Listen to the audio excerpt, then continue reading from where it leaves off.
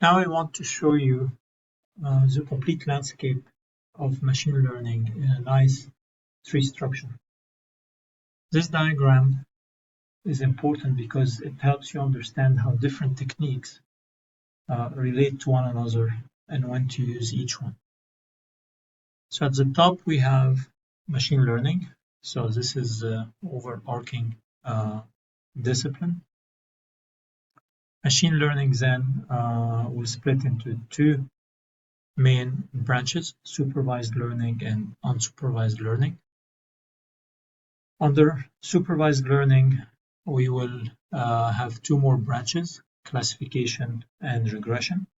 So classification includes algorithms such as naive Bayes, nearest neighbor, and discriminant analysis. Support vector machines can be used for both classification and regression. That's why it's in the middle like that. Same for decision tree, ensemble method, and neural networks. Now, under regression, we see that we have linear regression, generalized linear models, and Gaussian process. All these techniques for predicting continuous numerical value. Now, under unsupervised learning,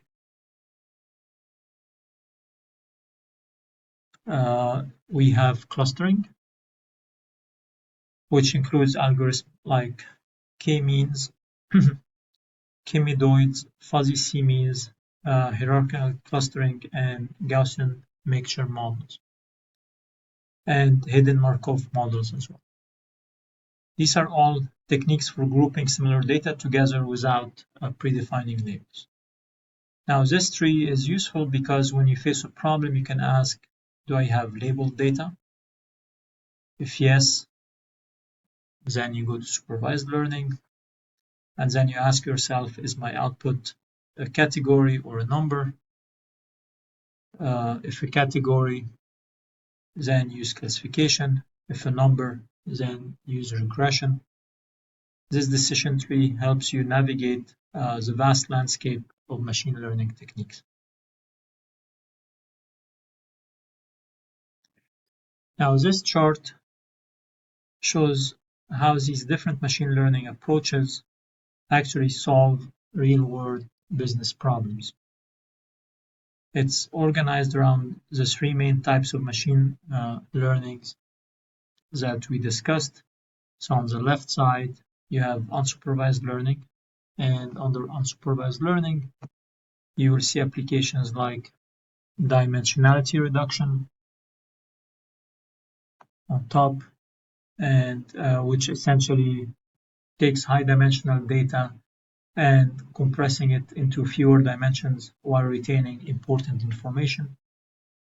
This is important when you have hundreds or thousands of features, but you need to understand the data visually or reduce computational burden.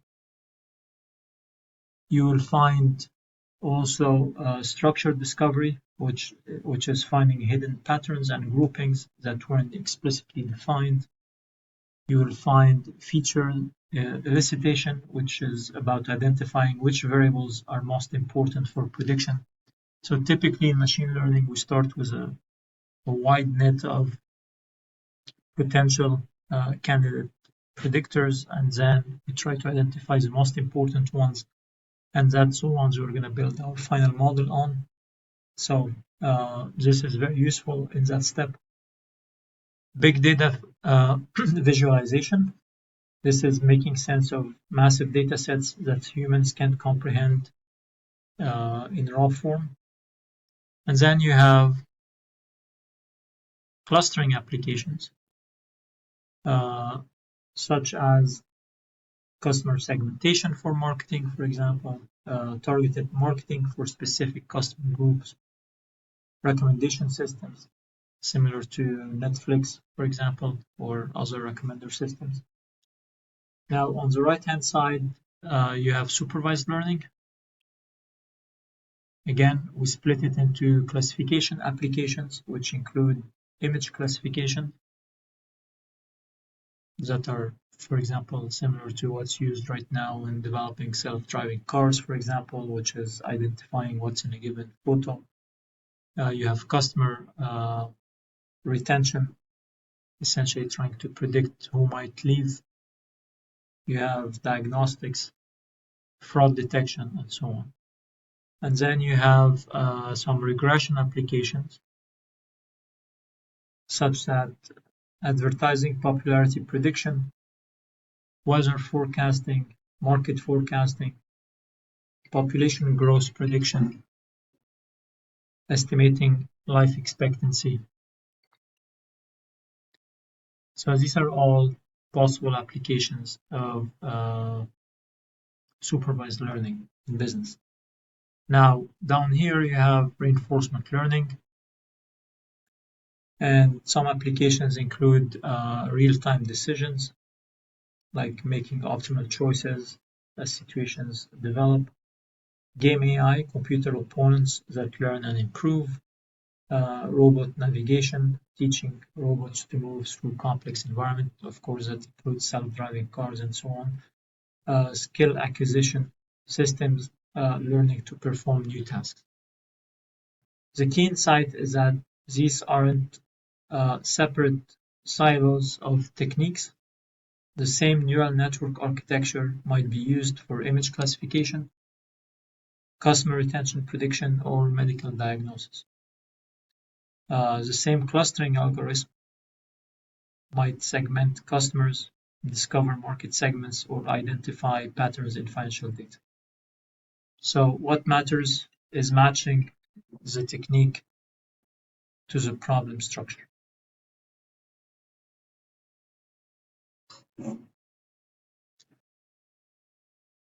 Let's look now at deep learning. So deep learning is a more recent approach, and it's increasingly powerful and has a lot of applications.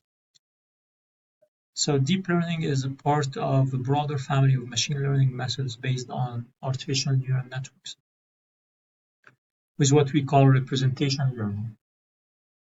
It's a specialized approach that is currently revolutionizing many fields. So what makes deep learning special is that it uses artificial neural networks to perform sophisticated computations on large amounts of data. So it's a type of machine learning that works based on the structure and function of the human brain. Now, notice here we use the word deep. So deep matters because it refers to the multiple layers in these neural networks. So the deeper the neural network, the more complex the data that it can model. So while traditional machine learning approaches might have one or two layers of computation, deep learning has many layers, sometimes 10 or even hundreds of layers. Each layer processes the data in increasingly sophisticated ways, extracting higher level features and patterns. This is particularly useful when dealing with unstructured data, like images, text, audio, and video. So traditional machine learning algorithms struggle with these data types because the data is too complex and high-dimensional. Deep learning strives on it because its multiple layers can gradually extract meaningful patterns from raw pixels, audio waves, or text.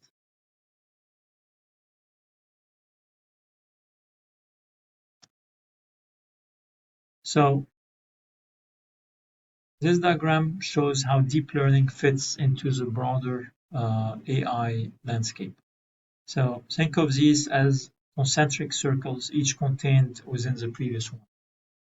So the outermost circle is artificial intelligence. So this is the broadest concept. AI includes everything from single rule-based system to the most sophisticated neural networks. Everything fits within AI. Now inside, you find the next level, which is machine learning. So it's a subset of AI that learns from data rather than following pre-programmed rules. And then inside machine learning, we have representation learning, which is machine learning that learns how to represent data in a useful way. So essentially, we have, let's say, natural language data, text, that we can't do anything with text. We need that in numeric format. So we could use, for example, an autoencoder to do that. So this is called representation learning, because what the autoencoder here will learn is how to take that text and map it into a vector of variables. And then once this mapping happens, then we can apply deep learning, which is the most specialized approach using multiple layers of neural network for representation learning. So the beauty of deep learning is that you don't have to worry about feature engineering, essentially. So you get your features in unstructured format, like images or text or natural language, and then you feed all of that into some pre-processing layers, the deep learning architecture, and this automatically will encode all this data into what we call embedding vectors that represent the data in a numeric format. So this tells us that deep learning is not separate from machine learning. It's not even separate from AI. It's specific, advanced, and it's still a machine learning approach, except that it's really much more advanced than a lot of other methods.